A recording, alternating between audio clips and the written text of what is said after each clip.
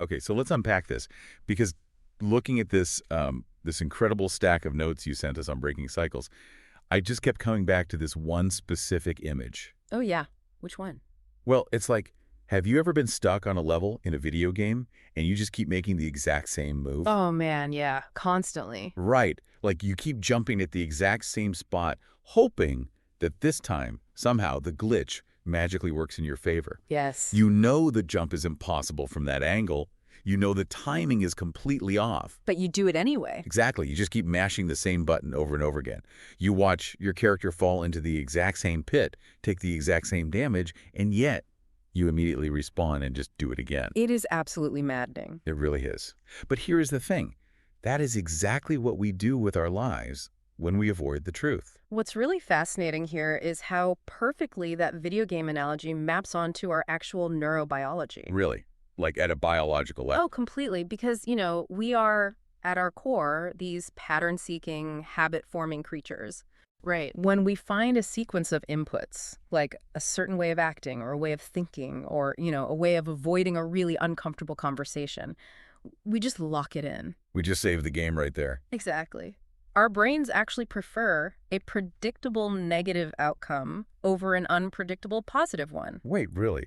A predictable negative outcome? Yeah, because the brain craves certainty above everything else, so we get stuck in these behavioral loops. Wow. And just like the gamer who, refuses to change their strategy because they are just utterly convinced the code of the game should bend to their will. Right, like I hit the button, it should work. Exactly. We refuse to accept the reality of our situations. We just keep expecting a different outcome without changing a single input. We just keep mashing the button. Yep. Hoping reality will somehow glitch in our favor. In reality, never glitches, does it? Never. The pit is always there. The damage is always taken. Which is why, when I was reading through the source material you provided us, specifically Chapter 4, Part 2, Breaking the Cycle, I realized just how universal this really is. It's everywhere. Everyone does this. They really do. And our mission for this deep dive is incredibly focused on you, the listener. Because today is about understanding the exact mechanism of being stuck in one of these mental loops. We are going to look right under the hood. Yes, right under the hood at the engine that keeps that loop running, which, as the text reveals, is our own deeply ingrained avoidance of the truth. That's the fuel for the engine. Exactly. But more importantly, we're going to explore how to stop that glitch. We're going to talk about how you can change the entire rhythm of your life without having to burn everything down to the ground. Which is such a profound relief, honestly. It takes so much pressure off. It really does. I think the number one misconception people have about breaking cycles, and honestly, the reason we stay stuck in them for decades, is this false assumption that breaking a cycle requires a demolition crew. Oh, that's such a good way to put it. Right. Like we think if we acknowledge a problem, we are immediately obligated to destroy our current lives to fix it. Yes, like we have to pack up and move to a new city or something. Exactly. But if we connect this to the bigger picture, the source material here is just brilliant because it scales the solution down to something deeply manageable. It really makes it feel doable. It does. It argues that the loop continues only as long as you keep lying to yourself about what you already know. Yes, what you already know. That is the kicker right there. It's not new information. No, not at all. This isn't about you needing to go on some, 6-month silent retreat to discover some hidden ancient wisdom on a mountaintop. Right. It is about the very loud, very obvious thing you are currently ignoring while you make your morning coffee. Yep, the elephant in the room. Exactly.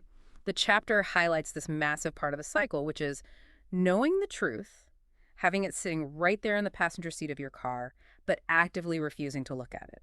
And, man, we are incredibly creative in how we refuse to look at it. Oh, we are artists at it. We really are. We don't just ignore the truth. We dress it up. We put a nice little bow on it. Yeah.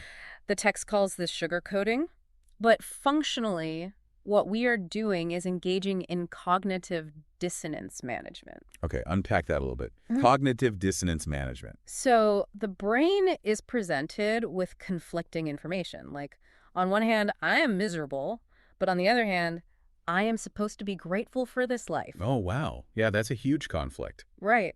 And to resolve that tension without actually taking any action, the brain just invents a socially acceptable narrative. It writes a little story to make it okay. Exactly. Right. The text points out how we dress up the truth, and it really forced me to look at my own habits. Like, I actually caught myself doing this just today. Really? What happened? I was framing a situation in a way that sounded entirely reasonable to anyone listening, but was fundamentally just a total lie to myself. It's so easy to do. It is. And I think we should walk through this because the contrast is really jarring.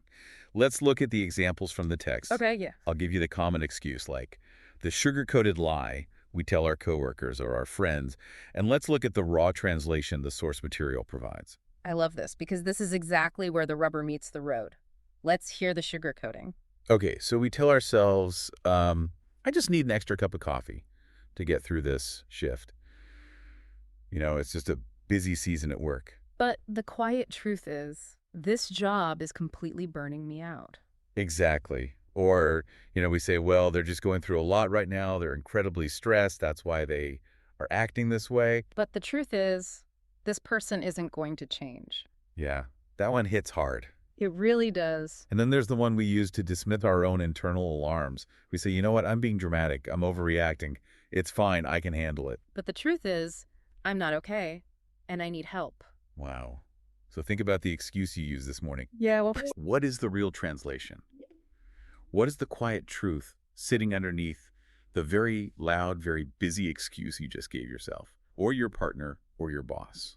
that is the pivotal question for you to sit with right now. It really is. Because the gap between those two statements, the gap between it's just a busy season and this job is burning me out, that gap is where the cycle lives. Oh, that's powerful. Yeah, that gap is the actual engine of the loop. Think of it like a biological mechanism. Okay. When you say, oh, it's just a busy season, your brain actually releases a tiny hit of dopamine. Really? Just from the excuse? Yep. It's a relief mechanism. It says, okay, this is temporary. We don't need to panic. Wow. But your body, like your actual nervous system, is still experiencing the burnout. So you have a brain declaring peace while the body is at war. I really want to pull on that thread for a second about the brain declaring peace while the body is at war. Yeah. Because it explains so much of the physical exhaustion we feel when we are stuck. It's exhausting just existing in that state. It really is. Yeah. Like, why do we invest so much metabolic energy into the sugarcoating? Because maintaining a lie, especially to yourself, is exhausting. It takes a massive toll. It takes real caloric effort for your prefrontal cortex to constantly intercept the feeling of I am miserable and reframe it into I just haven't had enough caffeine yet. Exactly. So why do we do it? Is it just like human laziness? Or is it because, like we touched on earlier, the truth feels like a mandate to blow up our lives? That is exactly the fear. Is it? Yes, and it is a fascinating evolutionary quirk. It is not laziness at all. It is actually an incredibly aggressive form of self-preservation. Self-preservation. How? Well, however misguided it might be in the modern world, we avoid the raw truth because our amygdala, the brain's threat detection center, operates under a false catastrophic assumption. Okay, what assumption? We think to ourselves, if I admit out loud or even just in my own head that this job is burning me out, the logical next step is that I have to quit today. Right. It feels like an unbreakable chain reaction, like admission equals action. Precisely. We immediately leap to the most extreme consequence possible. We really do. We think, I have to walk into my boss's office, flip the desk, storm out, lose my income, default on my mortgage, and just completely ruin my family's stability. Yeah, that escalated quickly. Right. We equate admitting the truth with an immediate, terrifying obligation to execute massive disruptive change. It's the nuclear option. Yeah. We just assume that honesty is synonymous with detonation. Yes. And I see this all the time when people talk about relationships, too. Oh, absolutely. Like, if we admit that a person isn't going to change, if we stop saying they're just stressed and actually acknowledge the permanence of their toxic behavior, we think it means we have to pack our bags, hire a divorce attorney, and move out by midnight. Yep. We just terrorize ourselves with the hypothetical aftermath of the truth. We do. And because the perceived consequence of the truth is so overwhelming, so utterly destructive to our current baseline of safety, the brain simply rejects the truth entirely. It just shuts it out. It uses the extreme nature of the imagined solution to invalidate the reality of the problem. Wow. It's a brilliantly flawed defense mechanism. We say, well, I logically cannot quit my job today and lose my house, so therefore the job must not actually be the problem. It must just be a busy season. Exactly. The problem is just my caffeine intake. We negotiate with reality. Big time. But we aren't just negotiating, are we? We are holding reality hostage to our fear of consequence. That's a great way to frame it. We tell ourselves that because we cannot handle the supposed fallout of the truth itself is just not allowed to exist. Right. But what I find so compelling about this chapter is how it completely dismantles that exact assumption. It takes it apart piece by piece. It does. The text brings us to this incredible turning point. It asks the question that changes everything, which is, what if admitting the truth didn't require you to blow up your life? That is the paradigm shift right there. It changes the whole game. It does, because the text separates the admission of the truth from the action of the fix. It tells us that breaking the cycle doesn't mean you fix everything in one day.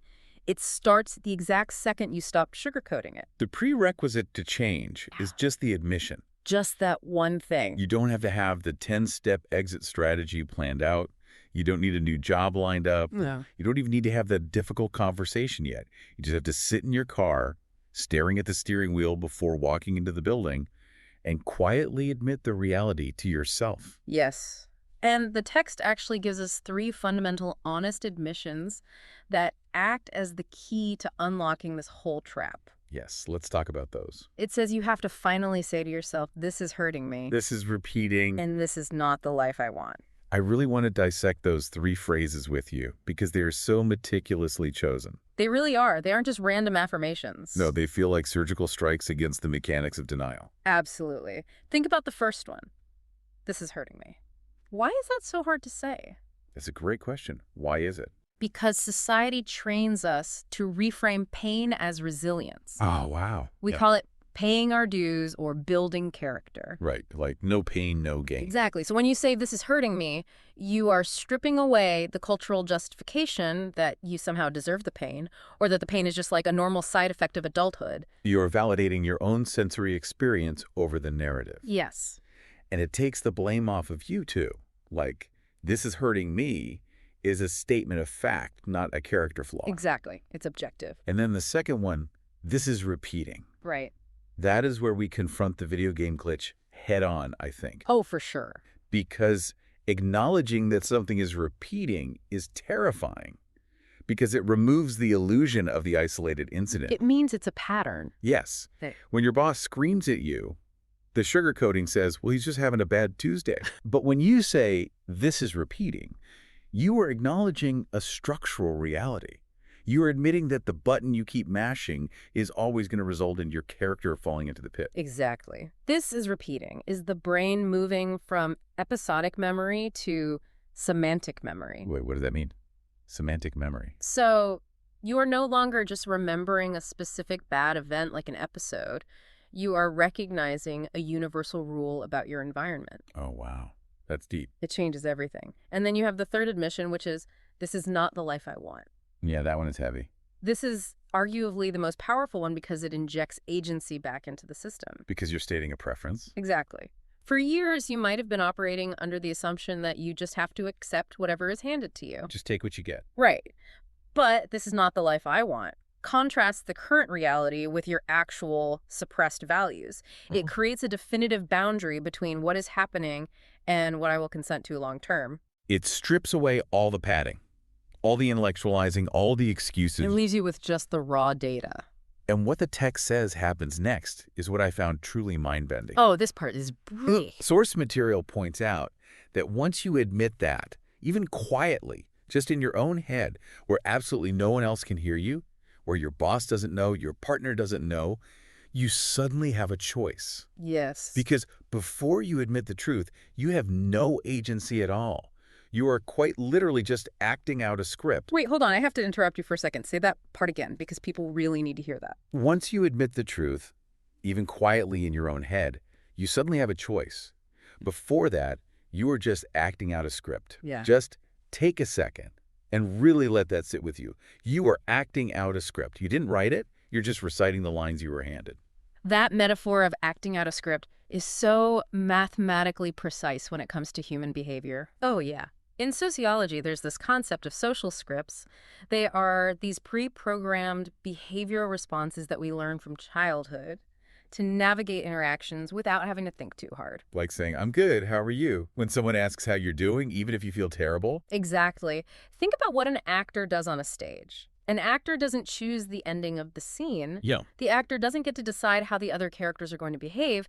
The actor's only job, their only mandate, is to hit their tape marks on the floor and say the lines they were given with the appropriate emotion. Right. So when we are sugarcoating reality, when we are denying the truth of our burnout or toxic relationships or our desperate need for help, we have zero agency. None. We are just characters in a play reacting entirely predictably to the cues around us. We are essentially on autopilot. Completely. If you want to go back to the gaming analogy, we are NPCs, non-player characters in our own lives. Oh, that's exactly it.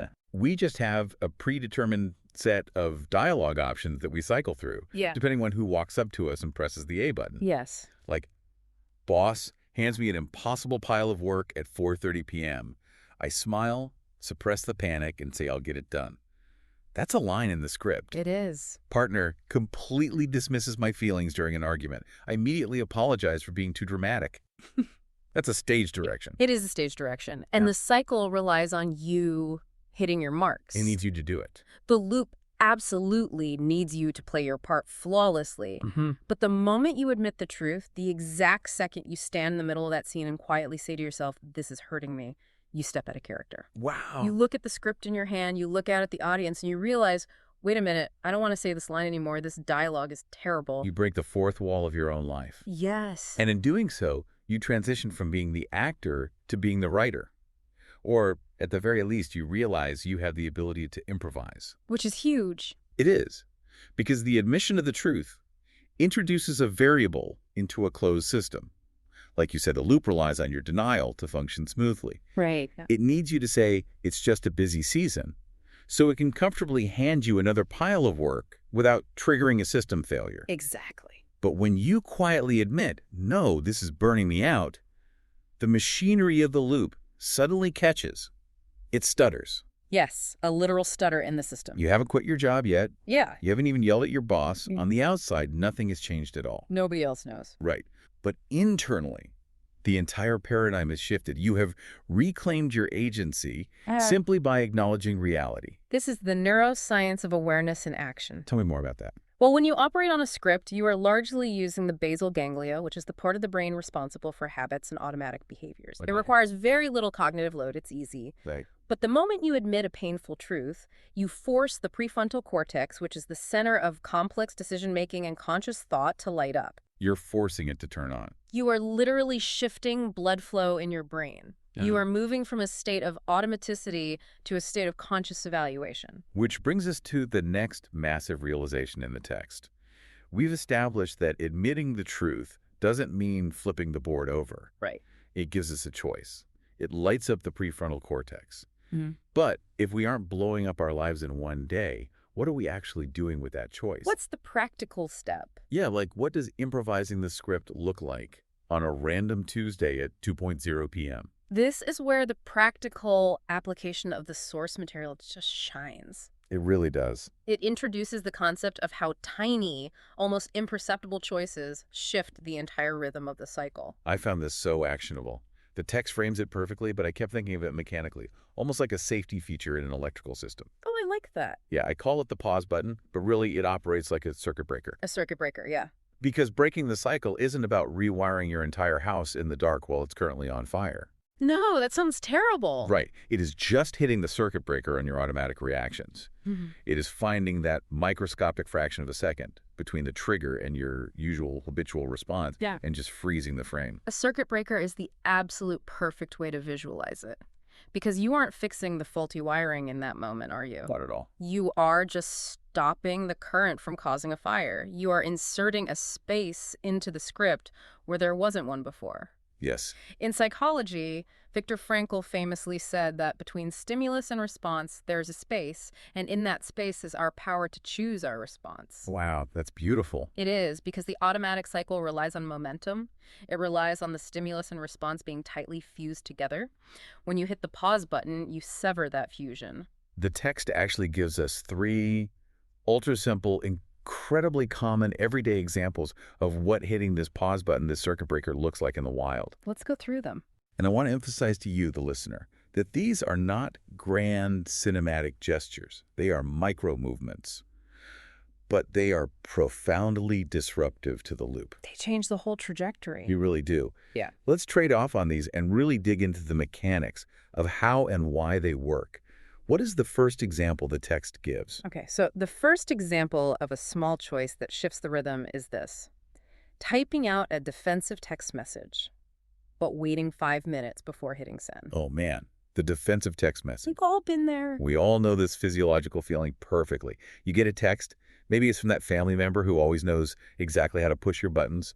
Or maybe it's a passive-aggressive email from a colleague that just completely undermines your work. Yep, you see the notification and you just tense up. Immediately, Yeah. your heart rate spikes. Yeah. Your breathing gets shallow. The script, the deeply ingrained path says, defend yourself immediately, fire back, prove them wrong, assert your dominance. Fight mode. Yes. Your thumbs are literally moving across the glass before you've even fully processed the emotion. What you are describing is a classic amygdala hijack. An amygdala hijack. Yes. The brain perceives the text message not just as words on a screen, but as a literal threat to your social survival. Like a physical threat. Exactly. The physiological response is instant. Your sympathetic nervous system floods your bloodstream with cortisol and adrenaline. Your body is quite literally preparing for physical combat over a text message. That is wild to think about. And if you follow the script, you let the amygdala drive. You type out a furious, highly reactive, emotionally charged message, you hit send, and the cycle continues. Right. They react to your aggressive reaction with more aggression. You react to theirs, and you are just trapped in the loop, burning through adrenaline. Exactly. But what happens if you hit the pause button? What if you type it all out, you get all the venom out of your system into the text box, but instead of mashing the send button, you literally set your phone down on the counter and set a timer for 5 minutes? This is where the biology is just fascinating. The reason the text suggests a 5-minute pause isn't just for some abstract concept of, like, psychological distance. It's not just a mind trick. No, it is a biological necessity. It takes roughly that amount of time for the initial overwhelming surge of adrenaline to peak and begin to metabolize. Wow, 5 minutes. Yeah, about that long. Yeah. It allows your parasympathetic nervous system, which is the rest and digest system, to initiate a cool-down protocol. So it's literally flushing out the chemical. Exactly. And more importantly, it gives your prefrontal cortex the time it needs to boot back up and regain control from the amygdala. So in those 5 minutes, you were literally waiting for your brain chemistry to change. Yes. The immediate rush subsides.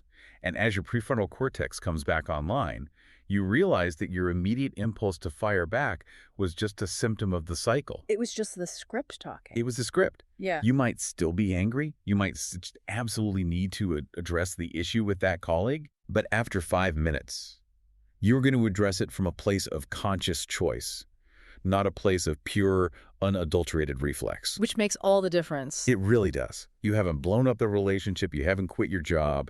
You just delay the reaction long enough to regain your agency. Exactly. You prove to yourself that the script can be paused. Right. You proved that you are not a slave to the stimulus. And once you prove that to yourself even once, the loop loses its absolute power over you. It's incredible. Okay, what's the second example? The text highlights. Well, the second example is so common, it actually hurts to think about how often we do this. Oh no, what is it? It's about changing your default setting from an automatic yes to a pause. Yeah, automatic yes. Yeah. That's a big one. The text explains that the rhythm changes simply by saying, let me check my calendar, or I need to think about it, instead of saying yes immediately to a favor or a request you know you don't want to do. The automatic yes. This is the ultimate symptom of the sugarcoating we discussed earlier, combined with a deep-seated evolutionary fear of tribal rejection. No, big time. Think about it. Someone asks you to take on a massive extra project at work, or host a family event, or do a favor that you absolutely objectively do not have the bandwidth for. Right. The quiet truth screaming inside your head is, I am burning out. This is hurting me. I cannot do this. Yep. But the sugar-coated lie we tell ourselves in the moment is, it's fine. I can squeeze it in. I'm a team player. It's not a big deal. I'll make it work. Yes. So we smile, we say yes, and the cycle of exhaustion and resentment just continues. And we say yes because saying no feels like conflict, It does. Evolutionarily, saying no feels like we are risking ostracization from the tribe, which used to mean literal death. Wow. So it feels like a life or death situation to the brain. In a weird way, yes. In modern terms, it feels like we are blowing up the relationship or letting someone down or ruining our reputation as the reliable one. So again, we operate under that false binary assumption. We think we only have two choices. Choice A, say yes, suffer silently, and maintain the peace. Or choice B. Choice B, say no, be the villain, and face the wrath of the tribe. But we don't realize there's a third option. We totally forget it. I need to think about it, or let me check my calendar. That is the magical third option. It is the verbal circuit breaker. It really is, because it creates a temporal buffer. A buffer, yes. It stops the immediate gratification of the other person's request and prioritizes your own need for assessment. That is so key. When you say, let me check my calendar, you aren't committing to a no. You are not rejecting them. You are simply refusing to automatically commit to a yes. You are stepping out of the NPC role. Exactly. You are saying, I need to consult the writer of this script before I deliver the next line. Yes, I love that. And biologically, you are buying yourself the time to step away from the social pressure of the interaction and actually consult the truth of your physical and emotional capacity. It is so empowering. Because half the time when we get away from the person asking, we realize we actually can't do it. We just needed the space to realize it. Right. We buy ourselves the time to figure out if we actually want to do the favor or if we were just operating on the reflex of people-pleasing. Exactly. And even if you eventually come back and say, actually, no, I can't do this, you are delivering that no from a grounded place of truth rather than a frantic place of self-defense. Which is a completely different energy. It is. Okay, what is the third micro-choice example from the text? The third example is deeply internal, but arguably the most profound in its implications. Okay. It's about writing what you really feel in a private note, even if you aren't ready to say it out loud to anyone else yet. Just writing it down. Just admitting to yourself quietly in writing, I am not okay right now. Wow. That brings us right back to the beginning of the chapter, doesn't it? The admission of the truth. Full circle. But this specific action grounds it physically. It takes the quiet, amorphous thought and forces it into the physical world, even if it's only on a private piece of paper or a locked note on your phone that gets deleted an hour later. There is immense scientifically validated power in articulation. Really? Like brain science? Yes. When a thought remains unexpressed in our minds, it is chaotic. It exists in the emotional centers of the brain. It can easily be reasoned away, suppressed, or morphed back into a sugar-coated lie by the ego. You can talk ourselves out of it. Exactly. But when you write it down, when you force your brain to translate the emotion into language, engage Broca's area, and physically move your hand or your thumbs to create the words, I am not okay and I need help, Right. it becomes a concrete artifact of your reality. Wow. It is externalized. It's like you're creating a piece of evidence that your brain can't unsee. Exactly. You don't have to show it to a therapist today. Right. You don't have to hand the note to your partner and demand a divorce. You just have to acknowledge the evidence yourself. That tiny act of private honesty is a massive rebellion against the cycle of denial. It is you formally going on record with your own consciousness. Oh, man. You know, just looking at these three examples, waiting 5 minutes of text, saying, let me check my calendar, and writing a private note, it feels so much lighter. It really does. It feels infinitely more manageable compared to the overwhelming, crushing pressure of feeling like you have to make massive, immediate life changes just because you realize you're unhappy. Yeah, that pressure is what keeps us stuck. It fundamentally proves that you don't have to have it all figured out to start breaking the cycle. You don't need the master plan. Nope. You just have to inject these tiny, intentional moments of friction into the automatic machinery of your life. Friction is a really great word for it. You are intentionally making the automatic habit harder to execute. Yes, you're slowing the wheels down. And the text uses an incredibly evocative analogy here to describe how this friction feels over time. It says each small choice is like changing one beat in a song. Let's really explore that music analogy, changing one beat in the song. So think about a song you know intimately, a song you've heard 1,000 times. Okay, I have one in my head. It has a rhythm you can tap your foot to without even thinking about it. Your body just anticipates the next note. Right, you just feel it. The cycle you are stuck in, the toxic relationship dynamic, the burnout loop at work, is that song. Oh, wow. It has a tempo, a bass line, a perfectly predictable structure. Trigger happens, you sugarcoat, you react according to the script, you feel terrible, repeat. Boom, boom, clap, boom, boom, clap. You know the rhythm perfectly, and even if it's a song you hate, your brain finds comfort in its predictability. And when you introduce a small choice, like waiting 5 minutes before texting back, you drop a beat. Exactly. Or you add a rest where there used to be a note, boom, pause, clap. And what does the text tell us about how that feels initially? It is highly explicit about this. What does it say? It says, at first it feels weird, off, uncomfortable. Oh, absolutely. It feels terrible at first. It's awful. If you are a chronic people pleaser who is used to immediately saying yes to everyone, and suddenly someone asks you to organize the office party, and you say, let me check my calendar, your heart is going to pound out of your chest. Oh, you'll be sweating. Your brain is going to scream, what are you doing? You ruined the song. They're going to hate you. Get back on beat. Say yes right now. Extreme cognitive dissonance sets in. Because the brain craves homeostasis above all else. Right. It prefers the familiar pain of the cycle over the unfamiliar discomfort of a new rhythm. That is so wild, but so true. The old song, even if it's a sad song or a deeply stressful song, is at least safe in its predictability. Your brain knows how to survive it. Yeah. When you change a beat, you disrupt the predictability. You experience a kind of behavioral arrhythmia. Behavioral arrhythmia. I like that. The brain interprets this new, unpredictable rhythm as a potential threat. That discomfort, that behavioral arrhythmia is exactly where people usually give up, isn't it? It's the friction point. This is where the cycle reclaims them. They try setting a boundary once, they try pausing once, and it feels so terribly awkward. And the other person involved in the cycle usually reacts poorly to the change in tempo because their script got messed up too. Oh, yeah, the other person gets very confused. Right. And so, panicked by the friction, they immediately revert to the old script. They go back to the familiar song because the new beat feels quote-unquote wrong. It just feels too uncomfortable. But the text gives us the absolute key to pushing through that discomfort. It says, but if you repeat the new choice, that becomes the new rhythm. Repetition is everything. And again, this isn't just poetry, it's neurobiology. It's neuroplasticity, right. Exactly. Neuroplasticity is a real physical phenomenon in the brain. The first time you say, let me check my calendar, you are forging a tiny, fragile, new neural pathway through a dense, overgrown jungle. It's hard work. It is incredibly hard work. It takes effort and focus. The old pathway, the automatic yes, is an 8-lane paved superhighway. Wow, yeah. The brain naturally wants to take the highway because it costs less energy.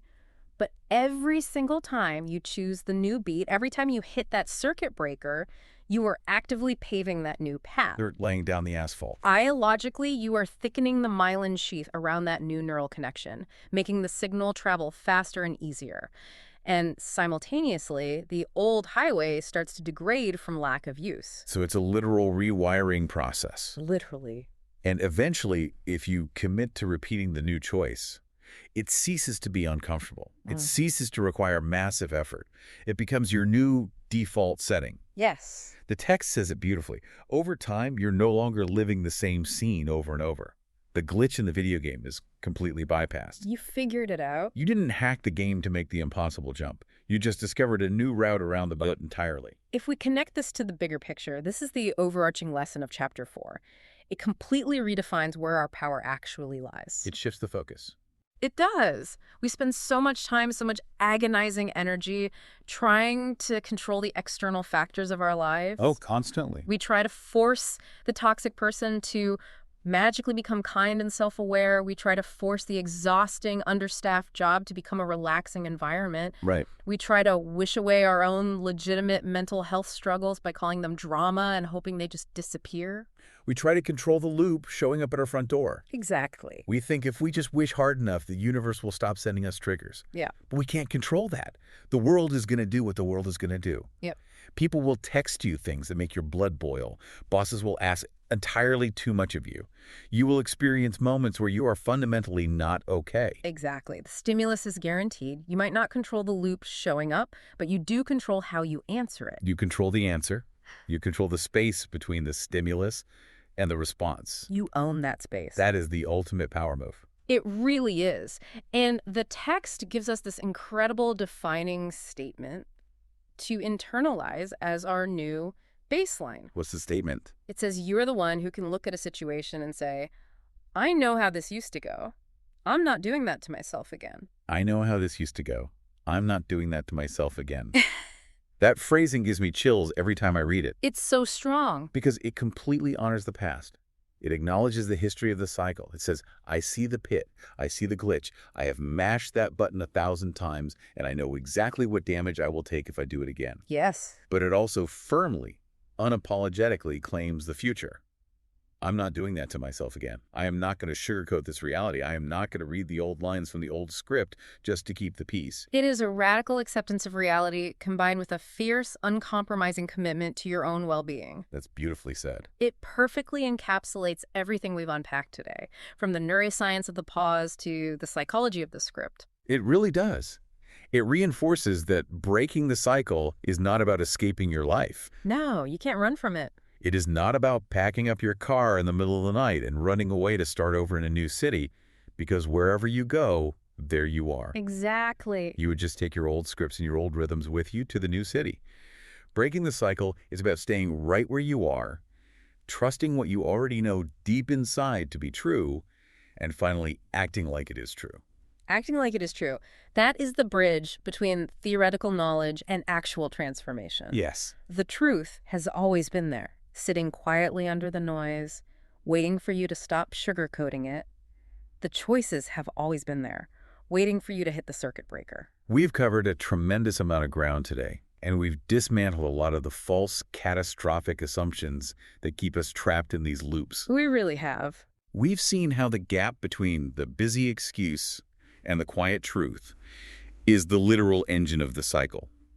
We've learned that admitting the truth doesn't mean blowing up your life today. It simply means transitioning from an unconscious actor to a conscious writer. Yep. And we've seen how tiny micro choices, just a 5-minute pause, let me think about it, a private note on your phone can introduce a new beat that eventually rewrites the entire rhythm of the song. And it all begins with a single private moment of internal honesty. It does. And I want to leave you with one final, slightly uncomfortable thought to chew on as you go about your day. Okay, let's hear it. We talked a lot about realizing you're acting out a script and deciding to rewrite it. But if you've been acting out a script your whole life, who actually wrote it? Ooh, that's a good question. Right. Because before you can rewrite your responses, you might need to figure out whose handwriting you're actually erasing. Wow. Was it society? Was it your parents?